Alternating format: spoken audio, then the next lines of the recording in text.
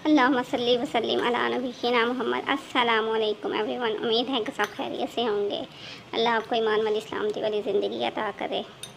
तो आज मैं बना रही हूँ मैकरोनी और मसालेदार मैकरोनी। तो मैंने कहा आपके साथ शेयर करती हूँ। चलें फिर स्टार्ट करते हैं। सबसे पहले बिस्मिल्लाहिर्रहमानिर्रहीम। तो मैकरोनी ली थी मैंने और उसको मैंने बॉईल कर लिया था। 1 कप के करीब मेरी मैकरोनी थी और उसको मैंने उबलते हुए पानी में 1 चम्मच कुकिंग ऑयल का डाल के तो उससे मैंने बॉईल कर लिया है। तकरीबन 5 to 7 मिनट्स लगते हैं और मैकरोनी जो है अच्छी बॉईल हो जाती है। तो मैकरोनी को बॉईल करने के बाद मैंने इसको छलनी में डाल के तो छान लिया था और उस पर ठंडा पानी 1 मरतबा गुजार दिया था ताकि वो आपस में स्टिकी ना हो। और यहाँ से पे लिया था मैंने 1 प्याज और 1 टमाटर और उनको मैंने अच्छी तरह से चॉप कर लिया था। आप इसको ब्लेंड भी कर सकते हैं अगर आपके पास इस तरह का चॉपर नहीं है तो।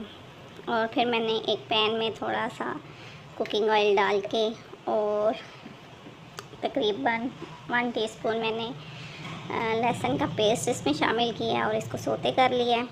जब लहसुन जो है वो सोते हो गया था तो फिर मैंने जो मिक्सचर चॉप करके रखा हुआ था वो मैंने इसमें शामिल कर दिया। लहसुन को हमने ज़्यादा ब्राउन नहीं करना, सिर्फ सोते करना है थोड़ा सा।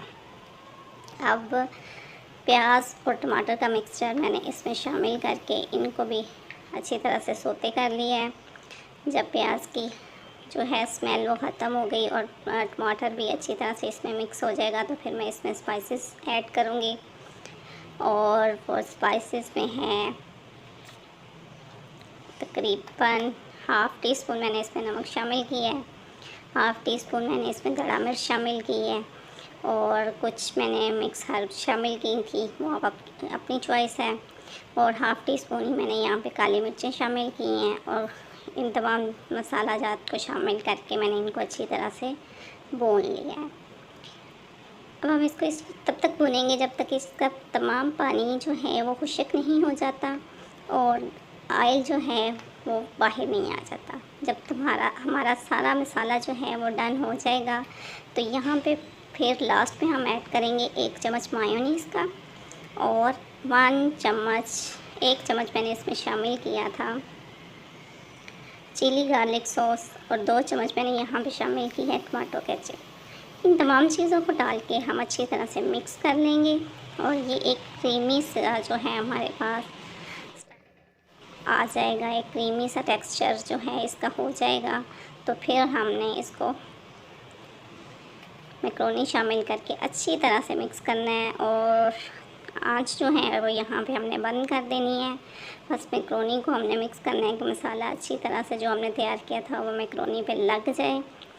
और ये देखिए आपके सामने मैं इस तरह मिक्स कर रही हूँ। ये वाइट सॉस के मुकाबले में रेड सॉस के साथ ये मैकरोनी जो है बहुत ही मज़े की लगती है।